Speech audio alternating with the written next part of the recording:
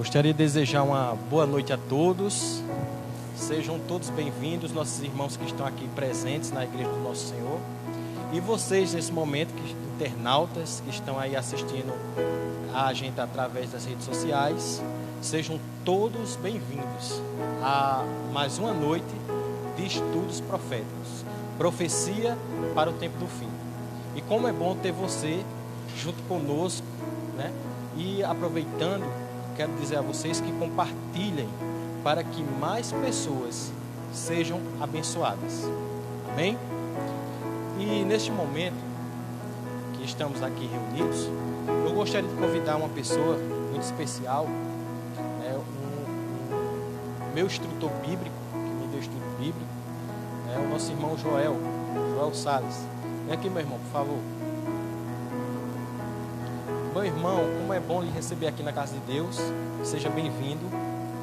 E eu gostaria de dizer, irmão, às pessoas, né, que eu tive o prazer, né, de ter o estudo com o irmão. Hoje estamos aqui, né, reunidos pela graça de Deus para mais essa série incrível, né, de estudos que nós temos aprendido todo dia, irmão. Aprendemos muito aqui. E aproveitando essa oportunidade, irmão, eu gostaria que você falasse um pouco sobre o seu trabalho missionário aqui em nossa cidade. Eu agradeço o convite. Fico feliz em poder compartilhar, não só com os irmãos presentes, mas com todos os nossos amigos que estão em todos os lugares do planeta, né? Porque a internet atinge o planeta todo, mas principalmente o nosso povo brasileiro, né? Que tem mais facilidade de nos ouvir. Na verdade, o trabalho missionário é a vida do cristão. Jesus diz que este evangelho do reino seria pregado a todo mundo, em testemunho a todas as nações, e então viria o fim. E nós estamos vivendo nesses últimos dias da história do mundo, mais do que nunca nós temos que pregar este evangelho. Eu prego o evangelho já há 50 anos, desde 1970 que eu evangelizo.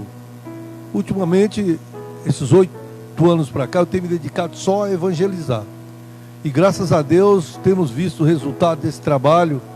Muitos lugarejos, cidades pequenas, onde não havia presença da Igreja Adventista. Hoje nós temos a Igreja Adventista funcionando nestes lugares, aqui no estado de Pernambuco. Embora eu já evangelizei em Minas Gerais, Bahia, São Paulo, Espírito Santo, Pará, todos esses lugares eu já estive evangelizando, mas eu tenho me concentrado muito aqui. Por isso nós temos tido muitos lugares aqui onde nós temos evangelizado. Tudo isso para a honra e glória de Deus. Não é para a glória do homem. Tudo que nós fazemos é para glorificar o nome do Senhor. E eu fico feliz. Então, meu nome é Joel Salles. Pode ser que tenha alguém que me conhece e nunca mais me viu, né? Já que eu já andei pelo Brasil inteiro, por aí, alguém pode me lembrar de mim. Eu sou Joel Salles. Me converti em 1970, me batizei na cidade de Itabuna, eu sou baiano, né? Mas moro aqui já há mais de 30 anos e morei em todos os outros lugares onde eu já mencionei. Então, eu agradeço aqui à Igreja Adventista, onde eu sou membro desta igreja aqui, a Igreja Adventista Central de Lagedo, embora quase eu não venha à igreja, porque eu não tenho tempo de vir, porque eu estou em outros lugares evangelizando. Mas muito obrigado, desde já eu agradeço. Você que está aí me ouvindo, fique até o fim conosco, viu? E Deus será louvado e você será muito abençoado. Muito obrigado. Aproveitando, irmão. Certo. Eu gostaria de perguntar uma coisa. Então quer dizer que o irmão tem um trabalho missionário nas cidades circunvizinhas aqui de Lagedo? É isso? Eu quero lembrar também aos irmãos daqui e aos nossos internautas, eu não sou funcionário empregado da obra, não. É um trabalho que eu faço voluntário.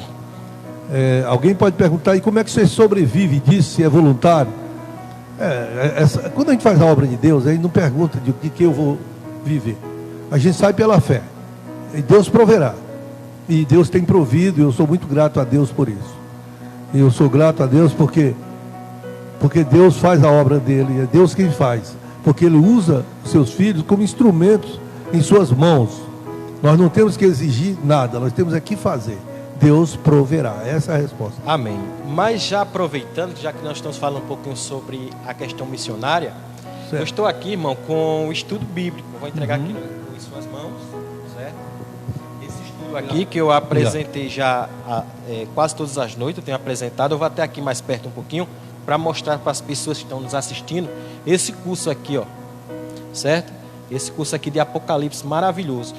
Como nós estamos falando, irmão, sobre estudo bíblico, eu gostaria que o irmão falasse um pouquinho sobre esse estudo para que as pessoas conheçam também. Maravilha, maravilha. Olha, eu trabalho também com esse estudo. Eu garanto a vocês que é uma excelente revista de estudos bíblicos, intitulada Apocalipse, Revelação de Esperança. Se você, meu amigo, meu irmão, meu querido internauta, que está conosco aqui ligado, aqui ao vivo, aqui do programa da Igreja Central Adventista em Lagedo, se você tiver a oportunidade de fazer esse curso bíblico, você aprenderá muito. Eu quero dizer uma coisa para você. Nós adventistas não estamos preocupados se você vai ser da Igreja Adventista ou não.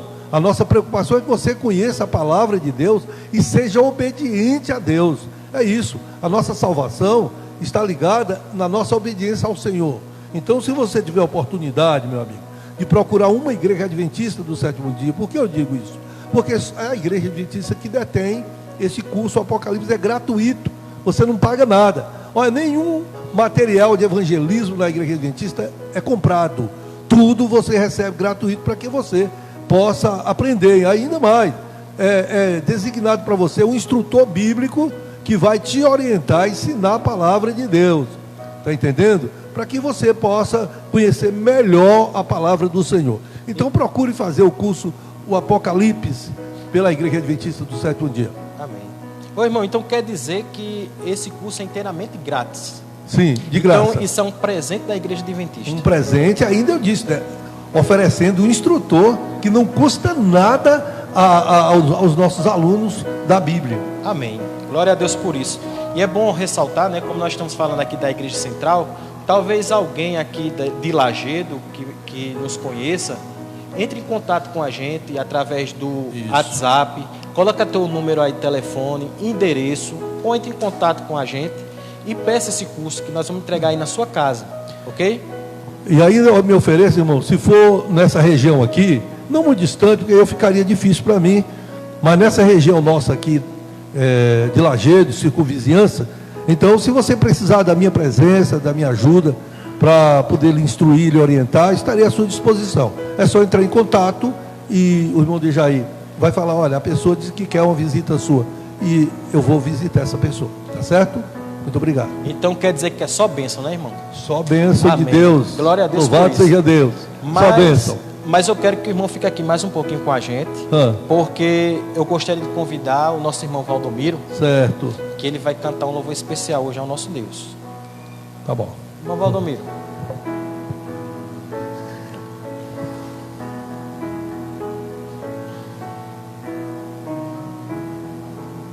Irmão Valdomiro, seja bem-vindo. Chega mais perto um pouquinho. Seja bem-vindo à casa de Deus, tá? E aproveitando as pessoas que estão na igreja presencial e as pessoas que estão nos assistindo através da internet, eu gostaria que você falasse um pouquinho sobre o louvor de hoje. O que fala o louvor de hoje que você vai cantar ao nosso Deus aqui na igreja hoje? Na verdade, o louvor que eu vou cantar nessa noite fala sobre o poder que o Espírito Santo tem sobre o ser humano, né? Somente aquelas pessoas que entregam a sua vida, né, para que ele possa fazer o trabalho. Então, a música cantada hoje vai ser falando sobre o Espírito Santo. Amém. Glória a Deus, né? Amém. E sabendo que o Espírito Santo intercede por nós, né, irmão? Com certeza. Então, já que o Espírito Santo, irmão, intercede por nós, nada melhor do que orarmos primeiro, né? Então, vamos fazer uma oração. O irmão Joel vai fazer uma oração. Você aí de casa, nesse momento, fecha teus olhos. O pessoal da igreja, fecha teus olhos aqui nesse momento e vamos fazer uma oração ao nosso Deus. Antes de orar, eu quero lembrar aqui aos nossos amigos internautas que estão nos vendo aqui sem máscara, porque aqui na frente não dá para falar no microfone com máscara, mas todos os nossos irmãos aqui que estão conosco aqui na igreja presencial, estão usando máscara, nós temos ali álcool gel, então estamos nos prevenindo, viu? Porque senão você diz assim, a igreja, sim, distanciamento aqui nos bancos, só senta perto quem é da mesma família, né? Porque Porque senão você pode olhar, aqui povo desleixado, em plena pandemia, ninguém usa máscara. Não, porque aqui na frente, quando a gente daqui a pouco já está colocando nossas máscaras, viu, gente? Fica tranquilo, nós estamos nos cuidando. E cuidem vocês aí também, viu? Então vamos orar. Senhor nosso Deus, nosso bom Pai,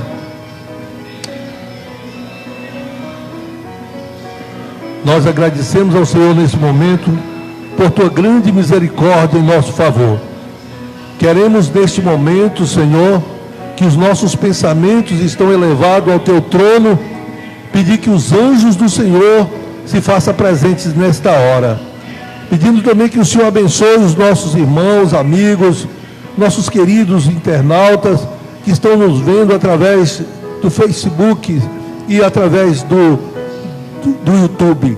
Que a graça do Senhor esteja na vida dessas pessoas. Ó Deus, se tiver alguns que está nos vendo nesta hora, que está passando por algum momento difícil em sua vida, Senhor, está doente, está desempregado, ou está passando por qualquer outro problema, que nós te pedimos, Pai amado, que o Senhor os visite, ajude a vencer o mal que lhe traz problemas.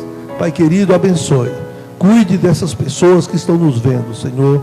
Nós confiamos no Senhor. Pedimos agora que o Senhor abençoe a pessoa que vai trazer a palavra, o nosso irmão, o professor Dejaí, que ele está trazendo uma mensagem maravilhosa, não só para nós, mas para todos aqueles que veem através da internet. Obrigado, Pai, em nome do Senhor Jesus. Amém.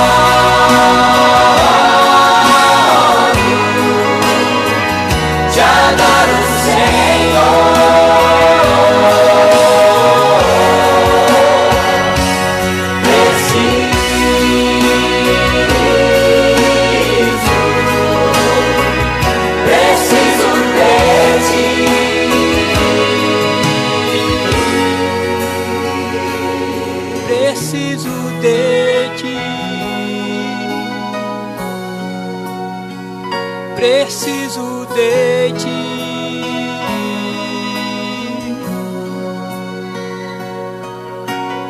Oh, eu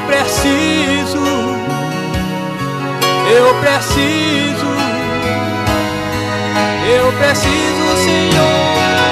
Preciso de ti.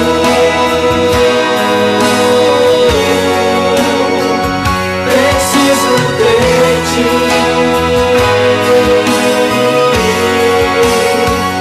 Preciso de ti.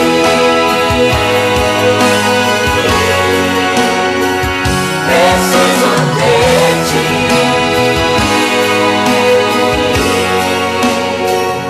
Preciso de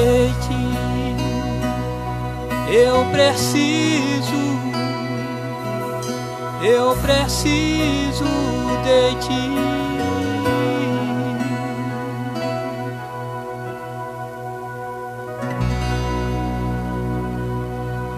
Amém.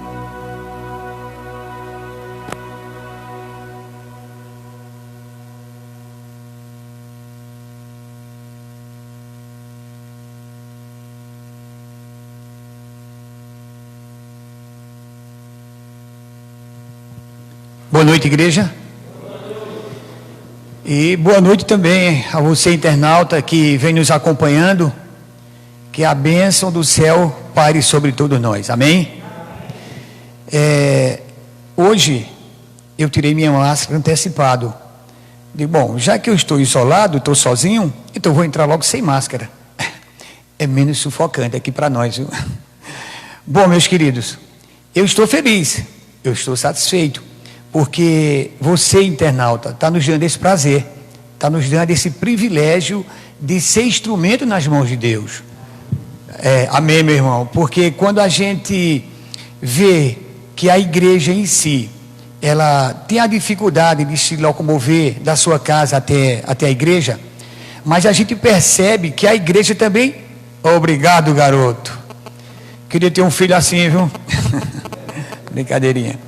Então, quando a gente percebe que a igreja não frequenta o templo, mas faz de sua casa um templo, isso é maravilhoso, isso é ótimo. Isso nos dá uma firmeza, uma sustentação. Isso nos deixa assim, consciente do compromisso cumprido perante Deus. Amém? Muito bem. E vamos continuar com a nossa programação. Só lembrando a igreja presente e a igreja ausente, que no caso está na internet. O nosso compromisso é despertar o povo para o grande conflito. A expressão profecia, ela vem adjunta, ela vem no pacote, como se diz. Mas observem que desde o começo a gente está frisando que estamos destacando o grande conflito. E ontem foi mais do que bem claro. Ontem, naquela oração de Daniel, a gente percebeu ali praticamente, para aquela época, foi o clímax. Daniel orando e o anjo querendo atender, mas a luta entre os anjos é imensa. Se Deus permitisse, por alguns segundos, a gente abrir os olhos espirituais e presenciasse essa cena lá em cima, ou sobre nós, meu Deus, É incrível. Agora, a nossos olhos, a gente vê essa vida, esse conflito acontecendo constantemente.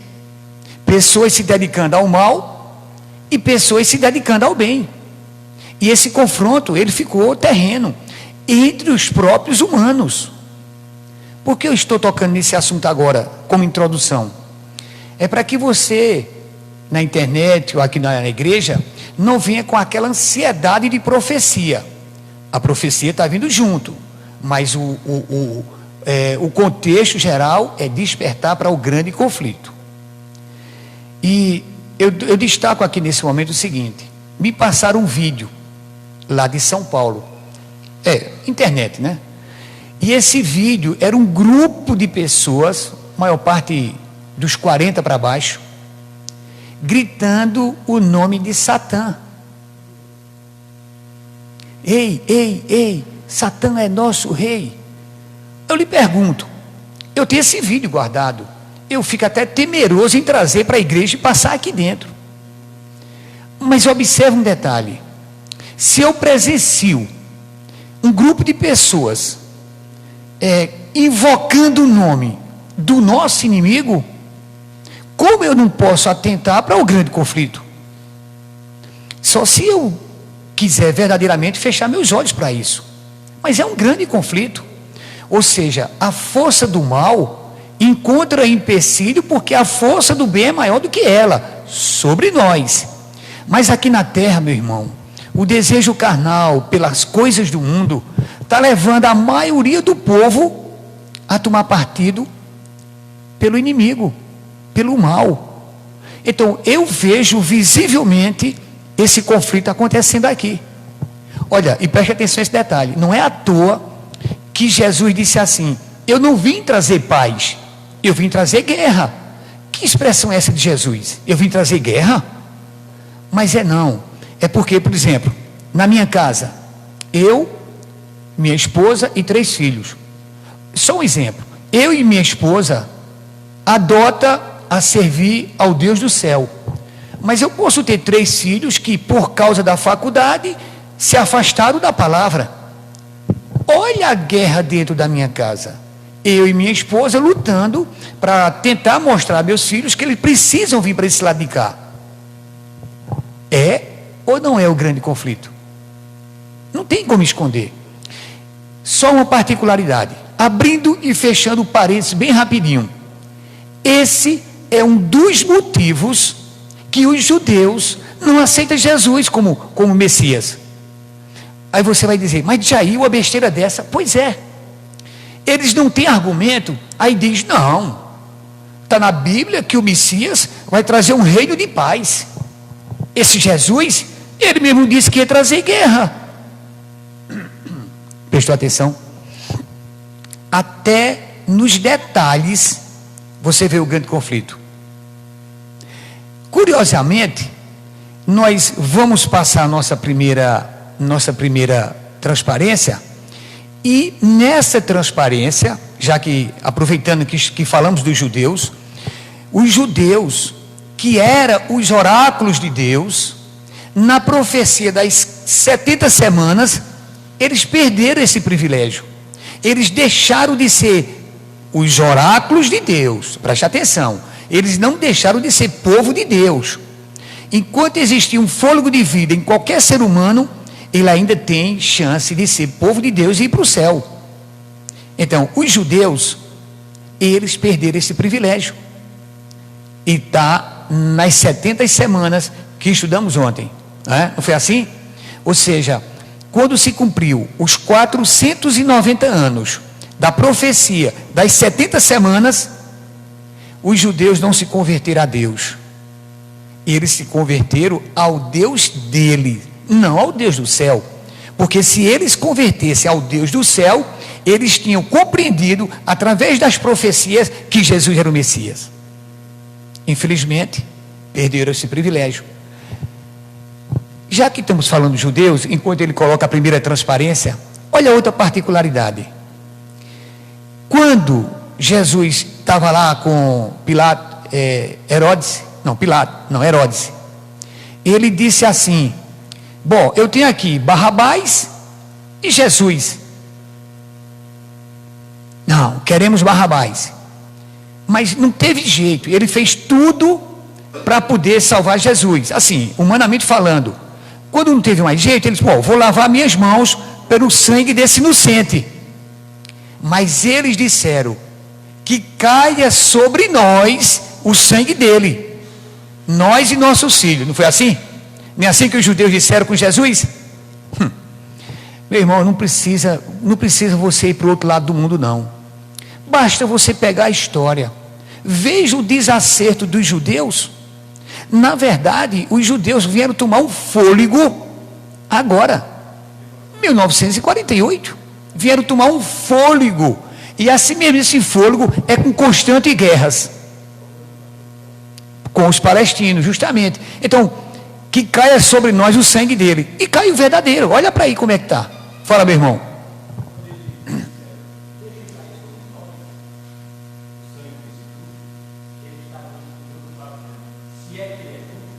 Se é que é justo. Muito bem. Então, veja só. A transparência que eu coloquei aqui era o seguinte. Ontem, quando eu terminei de fazer a explanação sobre as 70 semanas, eu fiquei para dizer uma única coisinha, bem pequenininho. Olha só, olha para a tela. Eu disse que, está vendo ali a primeira pilastrino, tá? Ali foi quando foi dada a ordem para restaurar Jerusalém e o templo. Aqui em cima tem 7 semanas. Eu falei para vocês que em profecia, um dia é um ano. Então, uma semana tem 7 dias. Então, são 7 anos. Se são 7 semanas, 7 vezes 7, 49. Então, veja só. Desde que saiu a ordem para restaurar Jerusalém, passou-se 7 semanas. Ou seja, 49 anos. Tudo bem. Tudo certinho. Do segundo pilarzinho aqui, para o terceiro, passou-se 62 semanas. Ou seja, da restauração do templo até o batismo de Jesus, foi-se embora 62 semanas, ou 434 anos. Então, pense comigo, se 7 semanas foi aqui, e 62 semanas foi aqui, 62 com 7? 69. Então, é lógico que na sequência, teria que vir a outra semana. Meu Deus, eu fico até assustado. Que inclusive, a gente ia saindo, aí Dudu disse: Jair, meu Deus do céu, até uma criança compreende isso, porque está escrito: determinadas para o teu povo. Então essa profecia tinha que ser para os judeus. Eu estou destacando isso porque nós compreendemos que batismo de Jesus pregou por 3 anos e meio, não foi assim? 3 anos e meio Jesus morre, sim ou não? Claro. E os outros 3 anos e meio foi que começou a perseguição e veio a morte de Estevão. Com isso completa-se mais uma semana. Então vamos lá, 7 semanas, com 62 são 69, e com essa semana aqui 70. Mas eu coloquei aqui ontem que um pregador pegou esta profecia aqui, certo? Essa última semana, ele chega aqui no ano 27 e congela. Aí ele pega esta última semana e traz agora para os últimos dias dessa terra. Ora, então nesse caso, essa profecia vai se cumprir com os judeus, no pensamento dele. Agora eu quero saber quem é que vai morrer. Eu quero saber quem vai morrer. É isso, meu internauta, que eu quero que você pense. Essa profecia se cumpre aqui, mas o dito cujo na internet, e olha só, não só ele não, tem mais, viu? Tem mais pessoas. E ultimamente eu tenho tirado esses vídeos e separado para fazer o corte e trazer. Mas por que, Jair, tu está tirando coisa errada para trazer? Para mostrar para a igreja os falsos profetas que estão por aí, levando milhões de pessoas, junto com o seu dízimo, claro. Então veja só, se ele quer pegar esta semana aqui, com congelar o ano 27 e levar para os últimos dias, bom, tudo bem, que essa semana, essa profecia, essa última semana vai cair para os judeus. Existe judeu no mundo? Sim. Tá bom, nota 10. Agora, quem é que vai morrer? Porque a Bíblia diz, né, que será morto ungido. O ungido que nós conhecemos é quem? Jesus. Por os judeus não aceitar Jesus, então alguém vai ter que morrer. Quem vai morrer? No meio dessa profecia. Para fazer cessar o sacrifício. Muito bem, Dudu. Então, como? Pois é. Jesus, quando morreu, cessou o sacrifício. Então, escutem, meus irmãos, escutem. A internet está cheia de falsos profetas. Mas isso foi mais o que Jesus disse. Olha, quando Jesus saiu, estava lá no Monte das Oliveiras, os discípulos chegaram perto dele, não foi? Mestre, olha que coisa linda. Aí foi mostrar o templo, né? 49 anos foi levado o templo para construir o templo. Aí Jesus disse, olha, não vai ficar pedra sobre pedra. Bom, os discípulos compreenderam, peraí, esse templo vai ser derribado? Então é o fim do mundo. Aí eles chegaram para Jesus, mestre, então me diga alguma coisa para a gente se preparar, e quando vai ser isso? Aí, veja só, Jesus falou da vinda dele, mas observe um detalhe, que cabe bem agora para esse momento, você que está nos assistindo. Antes de Jesus falar em guerra, fome, terremoto, pandemia que está acontecendo agora, rumores de guerra, sabe o que Jesus falou? Antes disso tudinho, vede que ninguém vos engane. Mateus 24, 4. Antes que Jesus falasse da vinda dele, ele alertou para a principal coisa. Qual foi a principal coisa? Vede que ninguém vos engane. Jesus, eu vou dizer assim que Jesus adivinhou. Que adivinhou? Jesus é Deus. Ele estava profetizando o que eu e você estamos vendo hoje. Uma internet cheia de falso profeta. Gente agora levando o povo, que poderia ser de Deus, levando para o outro lado. Eu te pergunto, isso é ou não é um grande conflito? Agora veja o pior. Enquanto um homem desse faz isso, certo? Aí ele diz que a última semana, essa última semana, vai ser o seguinte: quando faltar 7 anos para Jesus voltar, vê que ideia, meu Deus do céu, quando faltar 7 anos para Jesus voltar, vai haver um arrebatamento. Vê que coisa, é mentira que a Bíblia não fala de arrebatamento secreto. A Bíblia só fala em um arrebatamento, é na volta de Jesus. E eu desafio qualquer um me mostrar isso na Bíblia. Não estou sozinho não, como alterado. Toda igreja adventista prega isso. E muitas e outras igrejas por aí afora. Infelizmente, tem um grupo de pentecostais, assembleanos, que acredita nessa mentira. Aí eu te pergunto, isso é ou não é um grande conflito? Jesus se preocupando, o Espírito Santo se preocupando em salvar pessoas para o céu, e a força do mal trazendo a mentira e levando meio mundo de gente para a perdição.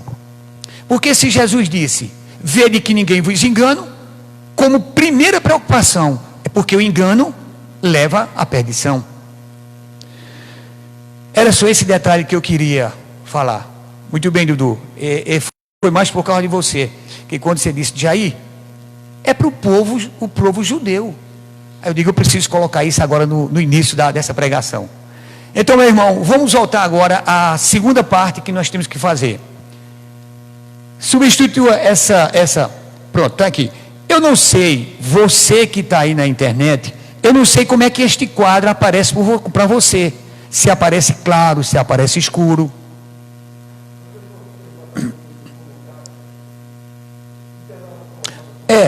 Eu trouxe essa foto, mas ela tá apagadinha, né? Mas tudo bem, passe a próxima, tá boa? Opa, o rapaz está me dizendo que tá boa. Tá boa na internet? Pronto. Então, se tá boa na internet, vamos lá, internauta, acompanha o raciocínio comigo. Tá aqui, ó. Aqui em cima está dizendo os 2.300 dias, que em profecia são anos. Então, a profecia mais longa da Bíblia é a profecia de Daniel 8,14, que já começamos a falar dela. Só que dentro dessa profecia tem essa aqui, ó, das 70 semanas que estudamos ontem e terminamos hoje. E o que é que nós vamos fazer hoje? Nós vamos dar continuidade, porque essa profecia das 70 semanas, ela termina aqui, ó, no ano 34, depois da morte de Cristo. Tudo bem? Eu fiquei com medo que essa foto, ela aparecesse bem escurinha ou clara demais na internet, e a pessoa que está assistindo não conseguisse ver. Me coloca a próxima, meu irmão. Pronto, está aqui, ó. Veja aqui um detalhe. A profecia dos 1.300 anos. Olha a foto aqui que eu repeti, certo? Olha aqui em cima, ó. O ano 457 se refere a essa primeira coluna.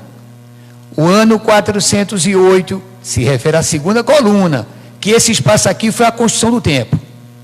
O ano 27 da nossa era se refere ao batismo de Jesus.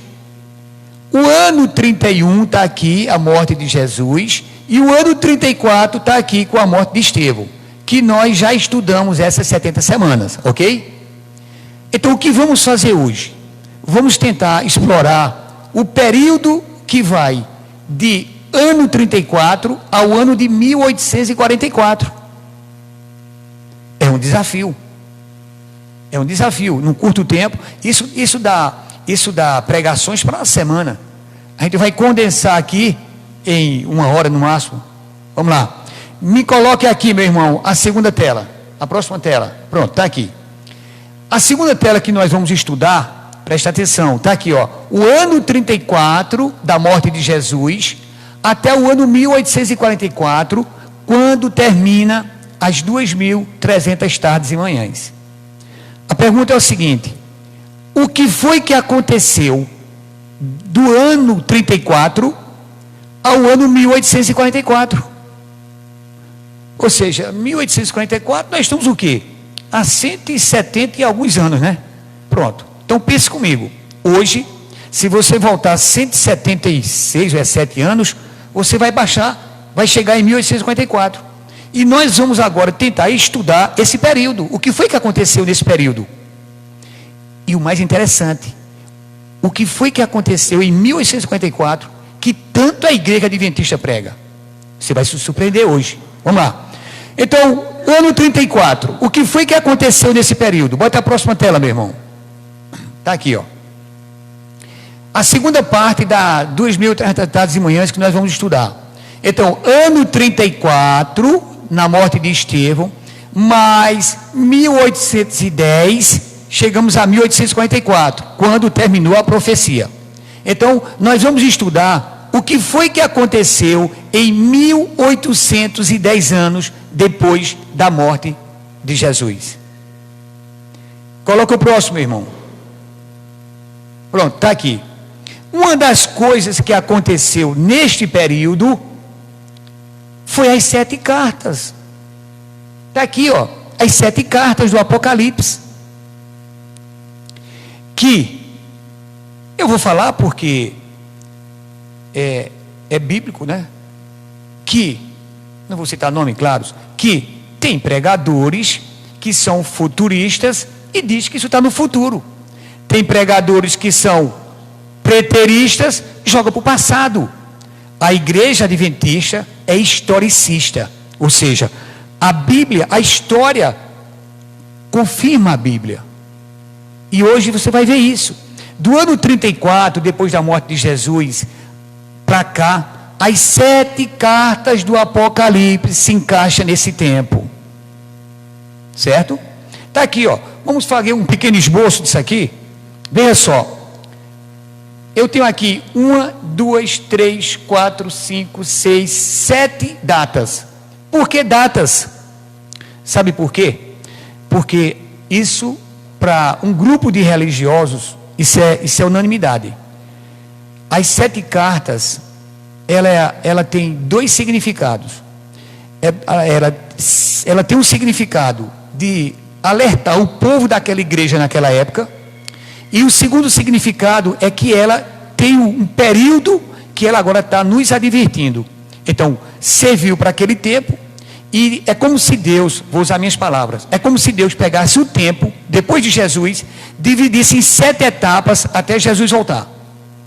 Olha a data. Por que essa data 31? Me diga aí, vocês, por que a data 31? Me diga um ato simbólico que aconteceu no ano 31. A morte de Jesus. Então, ano 31, a morte de Jesus. Me ajudem, ano 100, o que foi que aconteceu no ano 100? A morte do último apóstolo de Cristo, João.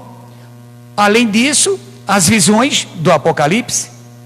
Vocês estão vendo que as profecias, elas são determinadas pelos eventos. Tem eventos que são muito aproximados um do outro, e às vezes o próprio historiador se confunde. Mas está aqui, ó, ano 100, começa a segunda carta. Esse ano 100 vai até o ano 313.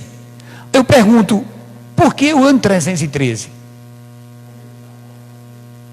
Essa eu faço questão de abrir com vocês. Vamos lá.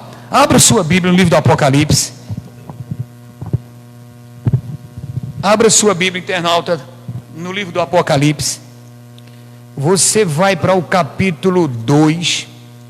Essa agora foi ao vivo e a cores, viu? Apocalipse capítulo 2, consegui encontrar.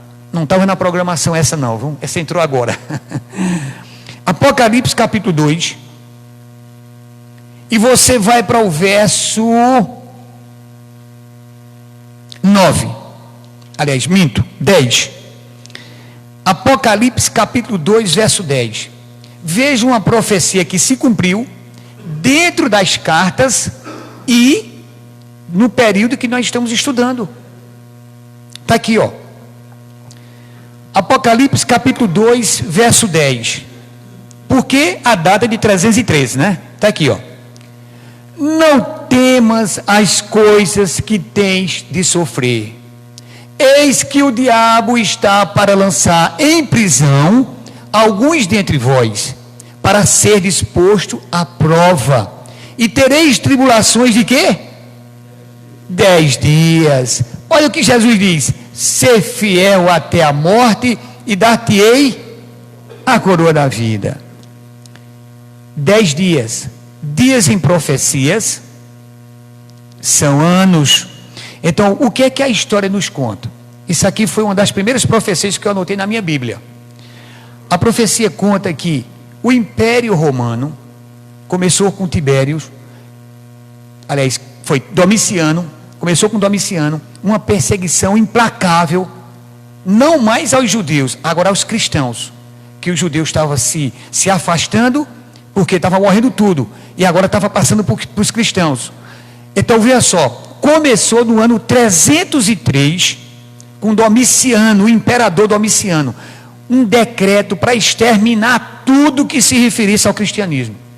Ano 303. Ano 313, Domiciano morre, entra um outro, o outro morre, chega Constantino.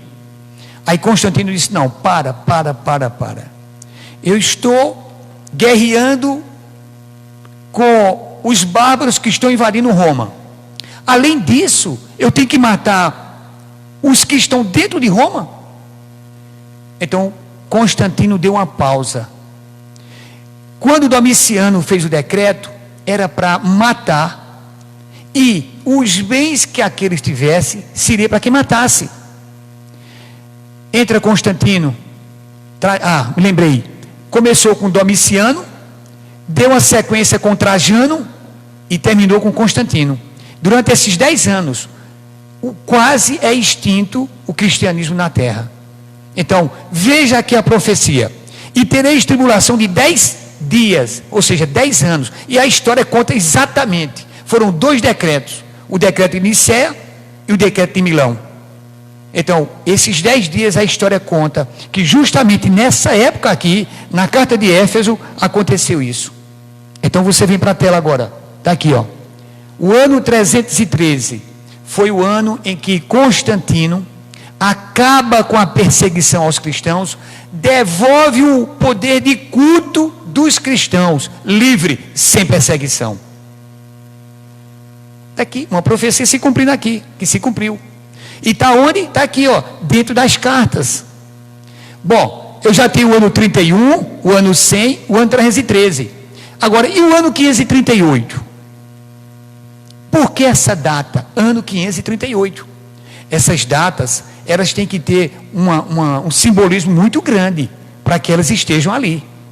O que é que lembra na cabeça de vocês que estão presentes? O ano 538. Exatamente. O irmãozinho lá atrás disse bispo de Roma. Para você que está nos assistindo, a expressão bispo de Roma que ele citou porque sabe. Mas veja como aconteceu. Antigamente, não existia papa. Primeiro ponto. Quando a Igreja Católica diz que Pedro é o primeiro papa, é a primeira mentira que ela está dizendo. Por quê? Porque a Bíblia não mostra, nem a história mostra. Vejam onde é que eu estou me sustentando. A Bíblia não mostra e nem tão pouco a história mostra. A própria história da igreja diz o contrário. Que a Igreja Católica, ela veio ter uma denominação, de um título mesmo, uma placa assim dizendo, o ano 360 ou foi o ano 364. Eu estou no ano 538. Não existia papa, se chamava bispo. Era o bispo de Antioquia, era o bispo de Roma, era o bispo de Constantinopla. Então eram bispos. Só que a cada ano que se passava, os imperadores se achegavam mais aos bispos. E como na época a capital do império era em Roma, o que é que aconteceu? O bispo de Roma começou a tomar fôlego sobre os demais. Até que em 538 ele foi determinado como o cabeça de toda a igreja. E por um apelido simpático, amoroso, o chamaram de Papa. Papa o quê? Papai, na língua italiana. Então, resultado, o ano 538, que nós vamos ver isso amanhã em detalhes, não perca para amanhã, que é muito importante. O ano 538 está aqui, ó. Foi quando o Papa recebeu o título de Papa, e aí a Igreja Católica, através do sistema papal, tomou conta do mundo. Não é segredo para ninguém. Qualquer livro de história você vai ver. O Papa tira rei, bota rei, perdoa, não perdoa, excomunga. Olha, ele pinta e borda, como se diz.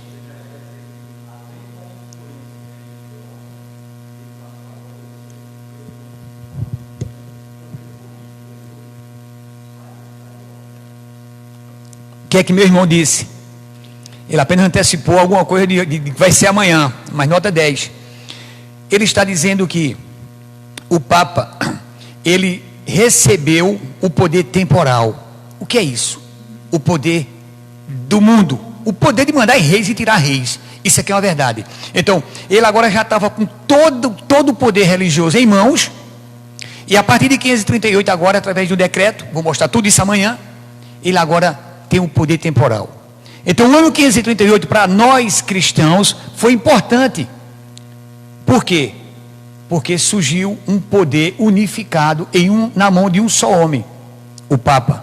Poder religioso, poder temporal. E foi a partir daí que a Igreja Católica começou a colocar doutrinas antibíblicas. Veremos isso amanhã.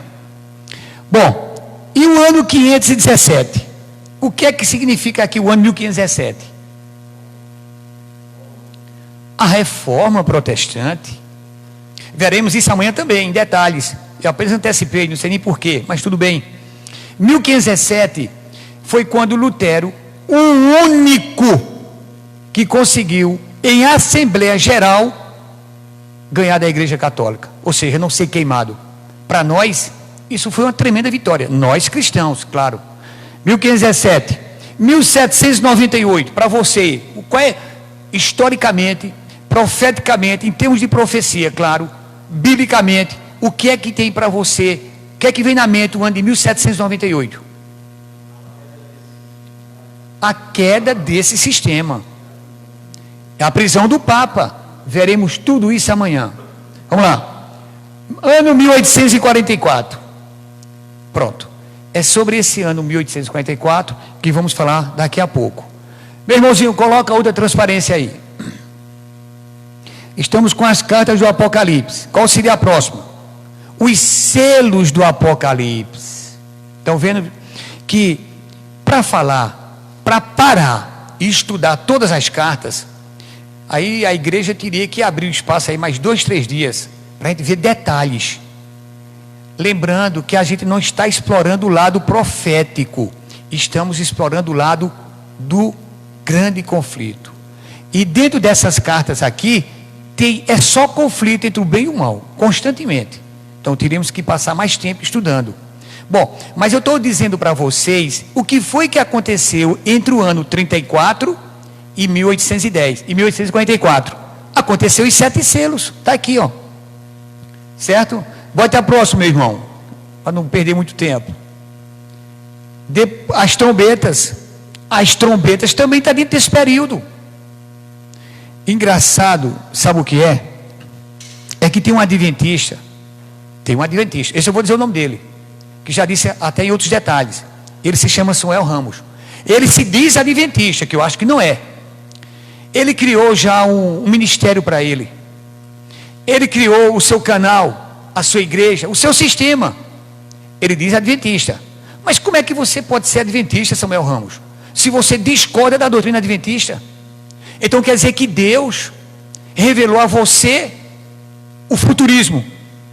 Então, toda igreja adventista está em trevas porque Deus não revelou à igreja adventista a profecia correta. Tenha paciência. O que me assusta é que eu venho acompanhando todos os lados. Acho que 85% do que Samuel prega é o que a igreja adventista prega. Mas existe aqueles 15% que está atordoando todo mundo. Entendeu? Esse é o perigo. Outro dia eu vi agora um rapaz chamado Daniel Silveira, outro adventista, que para ganhar dinheiro na internet, que é muito bom, né? Diz que quando a visualização vai lá para cima, você ganha uma nota. Não é o nosso caso. Aliás, eu nem canal eu tenho. Fui chamado aqui pela Igreja Adventista de Lajeado, sou de Cachoeirinha. Então escute. Esse Daniel Silveira agora criou um canal, como eu disse, vou repetir sem medo de errar. Criou um canal, não tem sustentação própria, sabedoria para coordenar um canal. O que é que faz? Começa a meter o pau na igreja adventista. É incrível. Ora, por que tu não vai para a assembleia, não vai para qualquer outro tipo de igreja aí? Outro tipo de igreja é força de expressão minha, não é menosprezando. Crie sua igreja, Daniel Silveira. Sai da igreja da gente. Não presta para você, que você vive metendo o pau nela. Mas o interessante é que aquele canal Fala Sério Pastor, como é o dele? O canal do pastor, do canal Fala Sério Pastor. Daqui a pouco eu cito o nome dele. Ele te deu uma resposta à altura, Daniel Silveira. Eu assisti tudo, tenho tudo gravado. Sabe o que Daniel Silveira condenou? O Wilson Paroche, a sumidade da igreja adventista. E daqui a pouco eu vou dizer onde é que está o erro do Daniel Silveira querendo criticar o Paroche. Vamos lá. Então aqui nós temos as trombetas. O que passou? Me dê a próxima, meu irmão. Pronto. 1844 fica nesse espaço. Da morte de Estevão, a morte de Jesus e Estevão, até 1854. Agora a pergunta é a seguinte: por que 1844? Irmãos, a história conta, está tudo escrito, que no livro de Daniel, Daniel recebeu muitas revelações, e algumas revelações, Deus disse a Daniel: Daniel, isso é para o tempo do fim, sossega, dorme, que teu galardão está garantido. Bom, então, a partir do fim do século XIX, mais ou menos por aí, começou a despertar no povo o interesse pelas profecias, certo? E não foi diferente com um homem chamado Guilherme Miller. Ele começou a estudar as profecias de Daniel, principalmente a profecia dos 2.300 dias, 2.300 tardes e manhãs. E ele levou quase 10 anos estudando. E Deus dando luz a esse homem. Chegou ao ponto que ele estava com uma certa convicção daquilo, mas tinha medo de propagar. E o Espírito Santo tocando na mente dele: vá, pregue sobre isso. Mas ele receoso: eu já estou com quase 50 e poucos, eu vou chegar numa igreja, ele é batista, era batista, e vou chegar na igreja e pode ser que o povo não aceite o que eu estou dizendo. Aí ele disse a Deus em oração: bom, meu Deus, ninguém sabe que eu tenho isso aqui. Agora, se chegar uma pessoa me convidando para ir pregar, aí eu tenho certeza que foi o Senhor que mandou. Segundo ele escreveu no livro dele, meia hora depois, alguém na porta dele. Era o sobrinho dele, que veio, mandado pelo irmão dele, ou pelo pastor, não sei, convidar ele para ele pregar. E dizendo mais: pregar o que você vem estudando. Aí Guilherme Miller disse: não pode ser um negócio desse. Se aperreou, ficou nervoso, foi para o meio do mato e disse: mas meu Deus, será que é isso mesmo? E se eu chegar na igreja, como é que vai ser? Ninguém sabe dessas coisas, eu nunca vi ninguém falar sobre isso. Ou seja, ele estudou Daniel, capítulo 8, verso 14, até 2.300 tardes e manhãs. E ele teve uma tremenda luz sobre tudo, sobre cálculos, todos os cálculos possíveis. Mas aí ele recebe o convite, e ele disse: não, eu preciso ir. E quando ele chega na igreja batista, ele começa a pregar, o povo se admira. Então, começou a surgir no ambiente dele esse tipo de coisa, ou seja, esse tipo de coisa não, essa descoberta. Agora, por que surtiu efeito? Porque a igreja católica, do ano 538 ao ano 1798, prendeu a Bíblia e disse que a Bíblia é privilégio só dos sacerdotes. Então ninguém tem a Bíblia. Então o povo perdeu a noção do que é Jesus. O povo perdeu a noção que Jesus tinha que voltar. E Guilherme Miller descobriu através de Daniel: ora, Jesus vai voltar. E começou a espalhar essa mensagem. E pelos cálculos dele, Jesus voltaria em 1844. E deixa-me dizer uma coisa a vocês. Alguém diz: está vendo? Marcaram a data e Jesus não veio. Claro que Jesus não veio porque o ambiente ainda não, o mundo não estava preparado para Jesus. O mundo em sua plenitude. Mas escute, calcula-se que do mundo civilizado, a metade do mundo que estava averso à volta de Jesus, descobriu-se, renovou-se aquela esperança: Jesus vai voltar. Então eles se juntaram, começaram a vender o que tinha para propagar, investir em panfletos. Isso foi para a Europa, os Estados Unidos todinho, invadiu o Canadá. Resultado: o mundo civilizado voltou a compreender que Jesus estava voltando. Na profecia que ele descobriu, de Daniel 8,14 até 2.300 tardes de manhã, os cálculos casavam todinho. Então fizeram os cálculos e disseram: é a volta de Jesus. Mas por que disseram a volta de Jesus? Porque lá está dizendo: e o santuário será purificado. Então o Guilherme Miller entendeu que o santuário era a terra, porque Pedro diz que essa terra estava reservada para o juízo, para o fogo. Ele disse: não, o santuário vai ser purificado, é a volta de Jesus. E Jesus está voltando agora em 1844. E o tempo foi se aproximando. Ele descobriu isso há uns 10 anos atrás, e foi propagando, e o mundo foi se enchendo com essa mensagem. É coisa linda. O que é que aconteceu? Se prepararam, Jesus não veio. Aí vem a decepção, né? O momento da decepção. Mas a gente compreende que não só foi o grupo de Guilherme Miller. Os discípulos de Jesus que estavam com ele pensavam que Jesus ia ser o Messias que iria guerrear contra os romanos e reassumir o trono para Israel. Eles se decepcionaram quando viu Jesus na cruz. E tanto é que na ida de Emaús, eles deixam bem claro. Então, a pergunta é, e Deus, o Espírito Santo estava com esse povo do grande movimento de 1854? Claro que estavam. Muitas pessoas, o mundo descobriu que Jesus existe e estava voltando. Bom, mas Jesus não veio, certo? Então aí você olha para a profecia. Bom, então o que foi que aconteceu em 1854 para que Deus desse essa visão a Daniel? A conclusão foi a seguinte: Guilherme Mille pensava que em 1854 o santuário ia ser purificado, imaginando ele que o santuário era a terra. Então calculou tudo para a volta de Jesus. Jesus não veio, houve a decepção.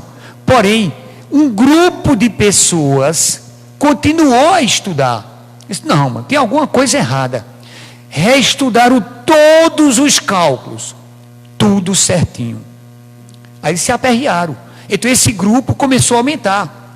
E disse, não, vamos continuar estudando, vamos orar mais, vamos jejuar, porque alguma coisa aconteceu em 1854. Está na Bíblia.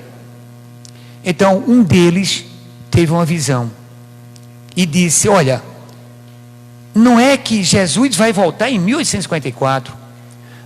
A purificação do santuário não é na terra, porque não tem mais santuário na terra. Então é no céu. Aí se lembraram que quando Deus chamou Moisés, faz um santuário para eu habitar no meio desse povo, igualzinho o que tem aqui na terra. Prestaram atenção? Aí começaram a ter uma nova perspectiva do assunto. Resultado, Deus começou a trazer luz para aquele povo. E entre eles tinha um chamado Cross. Ele começou a reestudar o santuário da terra. E constatou que nenhuma passagem da Bíblia, quando falava com o santuário no Novo Testamento, se referia mais ao Antigo Testamento. Se referia ao novo santuário no céu. Aí, o foco já saiu para o céu. Opa, então peraí, se não é o santuário da terra, é o santuário do céu, então vamos analisar o que foi que aconteceu em 1844, e estudou, e Deus transmitiu luz para eles, e sabe o que aconteceu? Descobriram que em 1844, era a segunda etapa da intercessão de Jesus por nós. Qual foi a conclusão? Quando Jesus morreu, ele foi assunto ao céu. Inclusive, alguns adventistas, alguns crentes nos criticam por causa disso. Porque a gente tem muitas respostas que a gente não sabe dar para eles. Não sabia, ou não sei. Mas veja só o que eu quero dizer. Quando Jesus foi assunto ao céu, eles dizem que Jesus foi ao lado de Deus, à direita de Deus Pai. Não foi para dentro de santuário. Mas está certo, meu irmão. Quando Jesus subiu ao céu, ele realmente foi ao céu. Ele não foi para o santuário. Ele foi para o santuário não fazer intercessão, mas inaugurar o santuário. Do mesmo jeito que Moisés fez, do mesmo jeito que Salomão fez.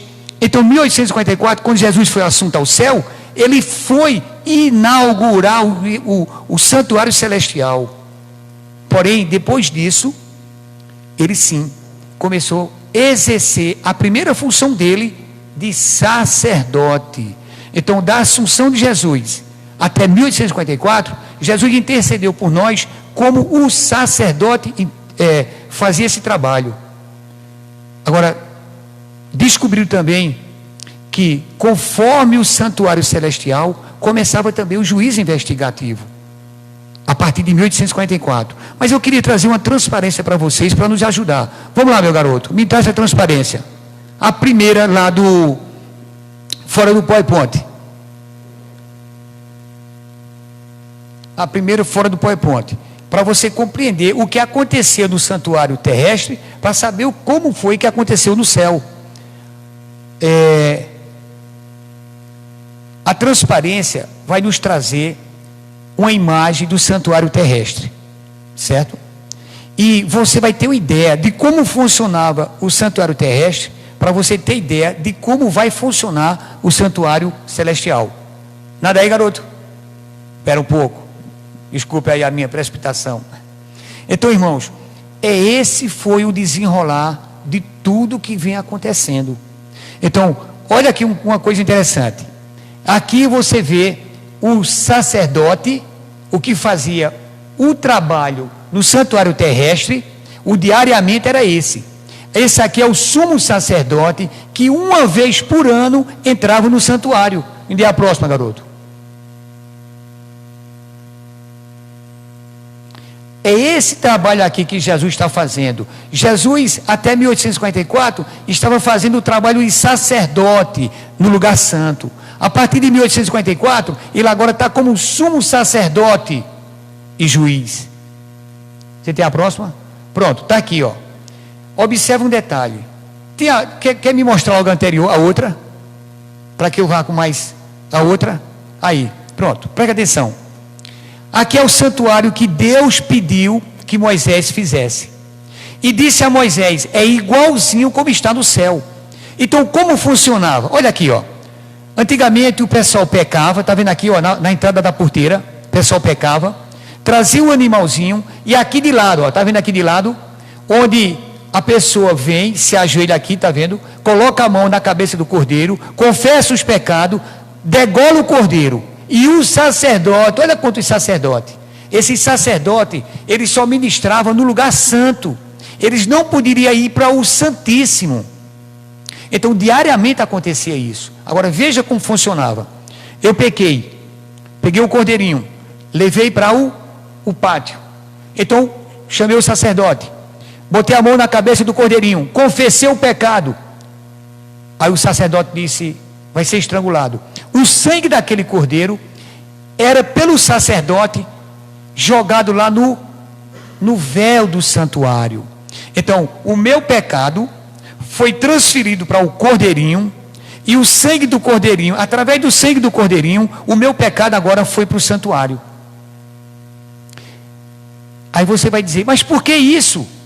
Você tem que anotar num papelzinho, para quando chegar no céu perguntar a Deus por quê. Porque foi o modelo, foi o estilo que Deus criou para o perdão do povo, até que Jesus voltasse.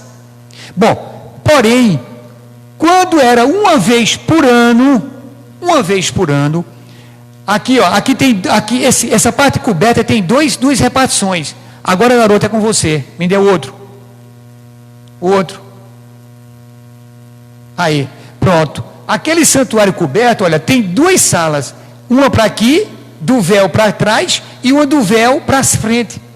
Esse sacerdote aqui pegava o cordeirinho e aspergia no véu o sangue do cordeiro. Ou seja, o meu pecado foi transferido para o cordeiro, eu confessei meu pecado, degolei o cordeiro, e o sacerdote pegou o sangue do cordeiro e aspergiu naquele véu. Isso era diariamente. Porém, uma vez por ano, aquele sumo sacerdote que você viu, ele entrava aqui, ó, no lugar santíssimo, está vendo aqui? Pronto. Para os judeus, isso era fatal. Para não pensar que eu só estou falando, abra sua Bíblia aí em Levítico, abra, para eu mostrar pelo menos uma confirmação. Esse texto a gente precisa ver. Abra sua Bíblia. No livro de Levítico, no capítulo 23. Me ajuda aí, garoto. Levítico, capítulo 23. Veja o que acontecia, se era ou não era um dia de juízo. Levítico, capítulo 23, e você vai para o verso 29. Você, internauta, acompanhe. Levítico é o terceiro livro da Bíblia, no capítulo 23 e no verso 29.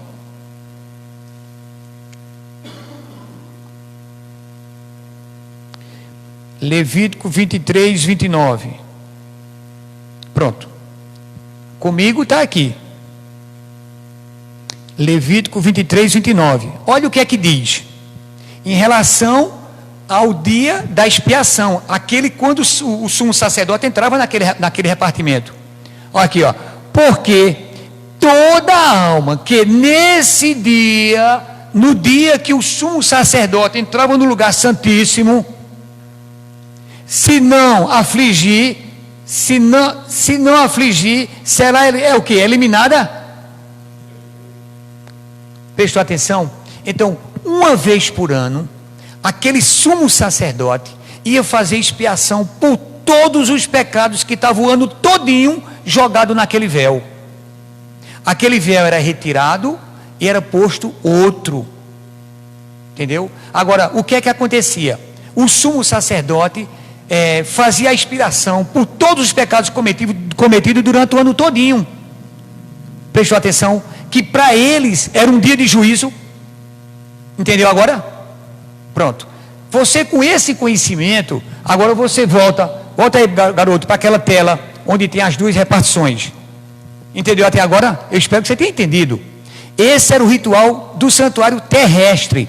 Mas lembre-se que Deus disse que no céu é igual. Aí vamos lá. Agora vamos lá.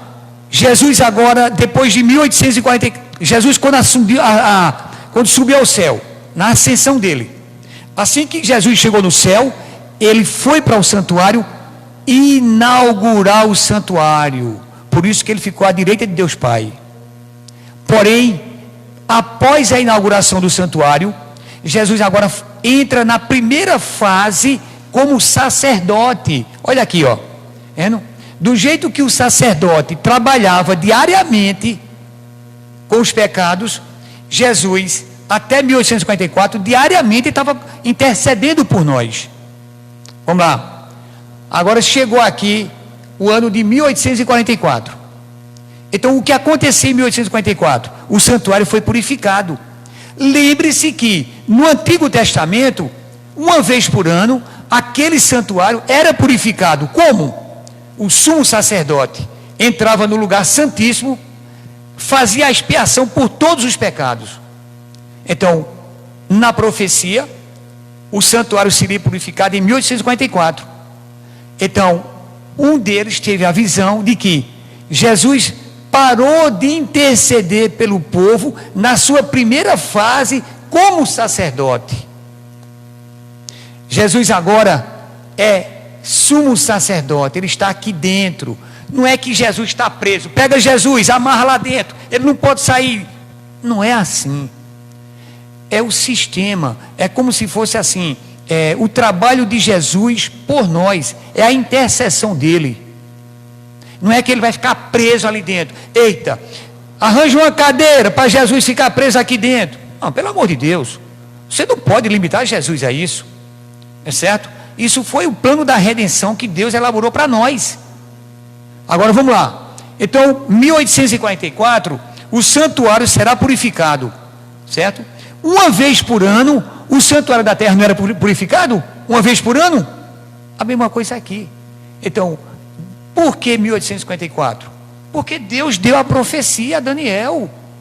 A profecia de 2.300 anos, que se encerra aqui. Então, Guilherme Mille pensava que era na terra, mas não é na terra, é no céu. Foi quando ele teve uma visão e chegou à conclusão que Jesus parou de fazer a sua primeira fase no lugar santo, e ele agora está no lugar santíssimo, fazendo a sua segunda parte, agora como advogado e juiz. Bom, se no santuário terrestre, aquela alma que não tivesse santificada morreria, o processo é o mesmo aqui. Quando Jesus entrou em 1844, que ele começou a trabalhar no segundo compartimento, como o sumo sacerdote fazia, é fatal. O sumo sacerdote, se saísse dali, no santuário terrestre, e a pessoa não tivesse contrito, morreria. Aqui é a mesma coisa. Jesus hoje, ele está investigando tudo e todos. Enquanto você tiver um fôlego de vida, você tem que lutar pela sua salvação. Você ainda pode ir para o céu. Você morreu, acabou. É a investigação que está sendo feita. Então, todos os mortos até esse presente momento estão sendo investigados. E os vivos, a proporção que for morrendo, vai sendo investigado. Vai chegar um momento que Jesus vai chegar, vai descer, vai vir nos buscar. E ele vai encontrar vivos e mortos. Os mortos já estão julgados, ou para a vida eterna, ou para a morte eterna. E os que estiverem vivos, a Bíblia diz que um pequeno tempo antes de Jesus voltar, haverá um grupo de pessoas aqui nessa terra que serão selados. E no seu selamento está ali seu julgamento. Porque ninguém vai ser julgado pelos anjos. Está lembrado? Apocalipse capítulo 7, viu 4 anjos segurando os 4 ventos. E o outro anjo disse: olha, não solte esses 4 ventos enquanto a gente não selar o povo de Deus. Então esse povo de Deus, que vai passar verdadeiramente pela grande tribulação, eles vão viver um período na terra sem pecar. Ellen White faz um comentário sobre ele dizendo o seguinte: que a preocupação desses 144 mil que mostramos aqui, eles estão tão preocupados com a salvação que não conseguem pensar em outra coisa. Eles estão tão preocupados pensando que se Deus está com ele ou não, que não consegue pensar outra coisa, ou seja, não consegue pecar. Então, irmãos, o juiz investigativo, a partir de 1844, Jesus está fazendo sua última intercessão como juiz e advogado. Aí eu pergunto: está na Bíblia? Está. Vamos ler apenas 2 textos bíblicos para encerrar? Vamos lá. Abra sua Bíblia no livro de Hebreus, capítulo 7. Hebreus capítulo 7 e o verso 17, são os 2 últimos que nós vamos ler. Por quê? Porque no santuário antigo nós tínhamos sacerdote e sumo sacerdote. Agora eu quero mostrar a você que no Novo Testamento Jesus também é sacerdote e sumo sacerdote. Vamos para Hebreus capítulo 7, 17.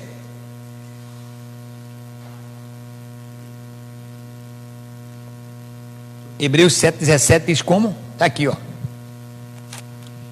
Porquanto se testifica, 2 pontos, tu, Jesus, tu és sacerdote para sempre, segundo a ordem de Melquisedeque. Está comprovado que Jesus, quando subiu ao céu, ele fez a primeira intercessão por nós como sacerdote. Você está no capítulo 7, verso 17. Vai para o verso 26.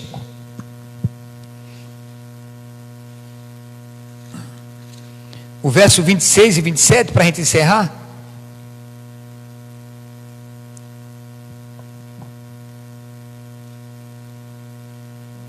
Pronto, está aqui, ó. Está aqui. Já vi, olha, só repetindo. Já vimos que no santuário terrestre existia sacerdote que atuava na primeira sala, no primeiro repartimento. O sumo sacerdote que só atuava no segundo compartimento. Jesus teria que ser a mesma coisa, porque o santuário terrestre é igual ao celestial, certo? Do jeito que Moisés inaugurou o santuário terrestre, Jesus, quando subiu à direita do Pai, inaugurou também o santuário celestial. Vamos lá. Está aqui, ó. Com efeito, nos convinha um sumo sacerdote como este, Jesus, santo, inculpável, sem mácula, separado dos pecadores e feito mais alto do que os céus. Veja o 27. Amém, meu irmão. Que não tem necessidade, como o sumo sacerdote, de oferecer todos os dias sacrifícios, primeiro por seus próprios pecados, depois pelo povo, porque ele, Jesus, fez isso uma vez por todas, quando a si mesmo se ofereceu. Meu Deus, olha, eu me lembrei agora de uma coisa, e vou dizer para encerrar. Eu vi na internet, Dudu, olha, eu não estou menosprezando esse rapaz, mas pelo amor de Deus, o cara não sabia nem falar direito. Nem falar direito. Você não conhece uma pessoa leiga, uma pessoa intelectual e uma pessoa que flui direito as palavras? Esse coitado nem falar direito sabia. E ele dizia, com um pedaço de papel na mão: está vendo aqui? Eu queria agora que um adventista ligasse para mim para explicar essa questão de juízo investigativo. Aí quando eu olhei, eu disse: meu Deus, como é que pode um negócio desse? Não sabe nem o que está dizendo. Piolho, vai pela cabeça dos outros. Alguém disse isso? Por exemplo, o rapaz da presbiteriana, Augusto Nicodemos, ele é um ferrenho adversário da igreja adventista. Só que quando ele fala, eu assisti Rodrigo Silva, Leandro Quadro e Sérgio Monteiro, deu uma lição naquele homem. Se eu fosse lá, eu até me envergonhava de estar de novo nas redes sociais.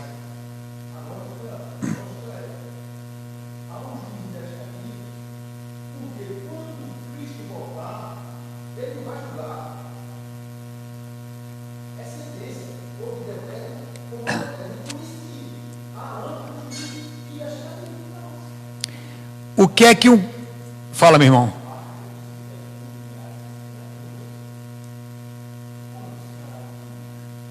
Eles dizem aqui, sabe como?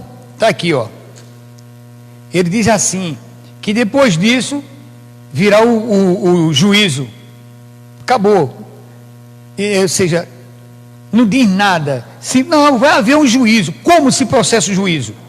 Não sabe. Porque, fala, meu irmão. Aí eu estou ressaltando. Os irmãos aqui falaram o seguinte, o Eduardo, o Dudu, disse, olha, quando Jesus voltar, já tem que estar tudo investigado. Ele vai trazer agora o quê? A sentença. Ou então o seguinte, o veredito.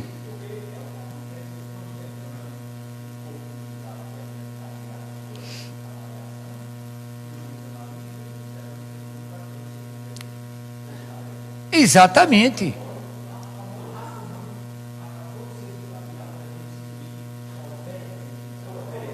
Pois é. E tem um detalhe mais. Olha, eu participei de muitos jurados lá em Cachoeirinha. Mas primeiro, quando acontece uma ocorrência, uma morte, primeiro vai a Polícia Civil e faz o inquérito, a investigação. Processo investigativo. Depois vai para a mão do juiz. E o que é que acontece? O juiz confirma aquilo ali, que é a segunda fase do juízo da Bíblia. E depois o juiz dá a sentença final. É a terceira fase. E é incrível. Mas esses 3 passos estão dentro da Bíblia, que infelizmente esses que falam não sabem. Bom, meu irmão, veja só. Eu tenho aqui argumentos de a gente passar uma semana falando sobre o juízo. Eu apenas em 50 minutos, 1 hora no máximo, tentei explicar a vocês o que aconteceu na história, para mostrar a vocês sempre o grande conflito. Quando aquele povo se disponibilizou para levar o evangelho para o mundo em 1854, eles estavam dentro do conflito, porque o poder da Igreja Católica segurou todas as Bíblias durante 1260 anos. Ninguém sabia mais nada. O mundo não sabia que Jesus ia voltar. O poder do mal prendeu. Mas quando Deus mobilizou um grupo de pessoas, o mundo despertou que Jesus ia voltar. Amém. Então escute. Nossa intenção é sempre essa. É pegar uma profecia, trabalhar em cima dela, mas sempre mostrar o grande conflito. Falar em grande conflito, não esqueça dessa. A Casa Publicadora, ela publicou o livro Grande Conflito. Irmãos, escute essa. Se você pegar esse livro e ler, eu desafio que você não mude de vida. Primeiro, não existe uma linguagem igual àquele que está naquele livro. Eu já li uma infinidade de livros. É o único que tem aquelas informações. Por quê? Porque foi orientada por Deus. Amém. Bom, então o nosso compromisso hoje foi esse. Estamos fechando nossa Bíblia. Poderia ter mais coisa que eu separei, mas infelizmente não dá. É gostoso se conversar esse assunto, mas o tempo é reduzido. E você, meu irmão, que está aí nos assistindo, queira compartilhar conosco, sabe o quê? Tudo que tiramos foi de onde? Então vamos saber o que diz a Bíblia? Existe um hino da Igreja Adventista, que é o hino 162, que diz assim: que diz a Bíblia? Vamos ficar em pé e louvar a Deus com ele?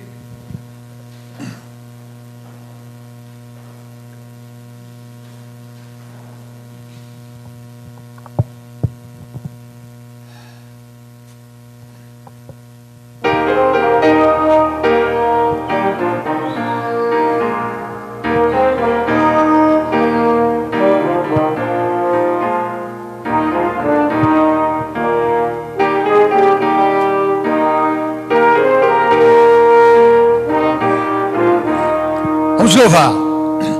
Que diz a Bíblia, livro sagrado para os fiéis, eis a questão, ensinamento de homens são falhos, que diz de Deus o livro então. Que diz a Bíblia, poucos dirão, que diz a Bíblia, cumpre saber, seus mandamentos, guardem-nos todos, breve Jesus iremos ver. Poucos poderão estes ensinos, querem fugir da lei guardar, outros pretendem, quanto ao descanso, ter o poder de o revogar.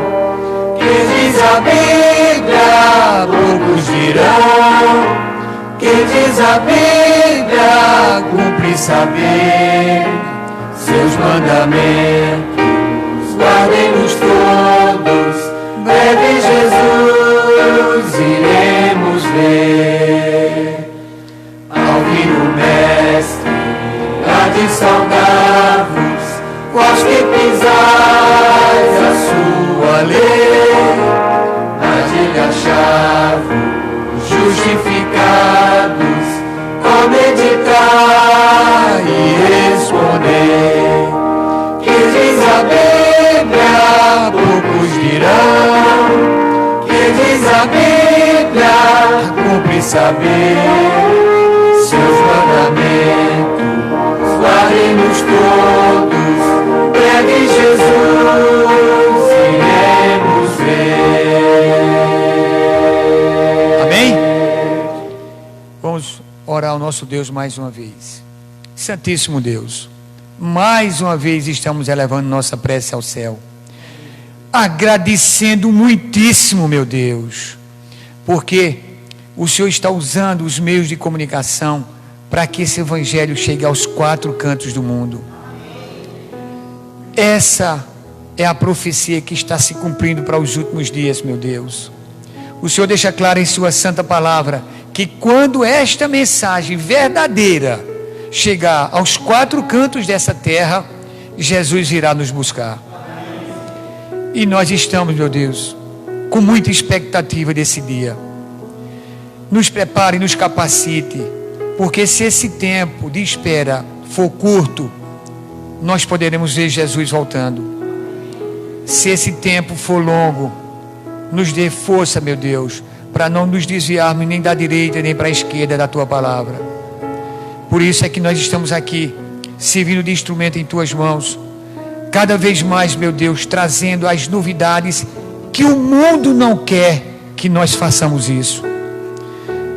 Nos dê força, meu Deus, porque sabemos que iremos enfrentar problemas, críticas. Sabemos que outras pessoas talvez nos atrapalhem, colocando dificuldades, tentando tirar nosso ânimo. Mas pedimos a Ti, ó Santo Espírito, nos dê porção dobrada do Teu poder, para que assim, meu Deus, nós possamos ter saúde, vontade, abrir nossa mente e cada vez caminhar levando essa mensagem ao mundo. Porque dessa vez, dessa forma, nós estamos antecipando, meu Deus, a volta do Teu Filho. E é essa volta que nos deixa cheio de expectativa. Obrigado, meu Deus, por esses momentos. Mais uma vez nós presenciamos o poder, o Teu poder, ó Santo Espírito, porque a mensagem foi dita, foi explicada e foi entendida. E é dessa forma que a gente entende que quando o Espírito Santo atua, sempre existe um fim proveitoso. E não existe um fim maior proveitoso do que esse, meu Deus, o Teu povo despertar para a Tua verdade. Obrigado, meu Deus. Pedimos humildemente que o Senhor nos conceda a presença dos vossos santos anjos, para que nos acompanhe até nossos lares. Mas a Ti, ó Santo Espírito, pedimos que permaneça conosco, tomando conta de nossa mente, para que assim possamos ter força suficiente de expulsar nossos maus pensamentos. Nos ajude a isso. Nos ajude a nos santificar, porque dessa forma nós conseguimos corrigir nossos problemas, nossos erros, nossas dificuldades. E assim o nosso grande Deus se agrada dos nossos procedimentos. Obrigado por tudo. Abençoe sim, meu Deus, não só essa igreja presente, mas todos que participaram dessa live, todos que escutaram essa mensagem. Ó Santo Espírito, visita cada um deles, dá sabedoria, para que ele sinta prazer em recebê-la, absorvê-la e sinta vontade de cada vez mais buscar mais um pouco. Obrigado, muitíssimo obrigado por tudo que tem feito conosco. E essas bênçãos, Santíssimo Deus, nós agradecemos mais uma vez, em nome de Jesus. Amém, Santíssimo Deus, amém. E a todos vocês presentes e a todos vocês internautas, agradecemos porque tiveram a paciência de nos suportar até o presente momento. Que Deus abençoe a cada um.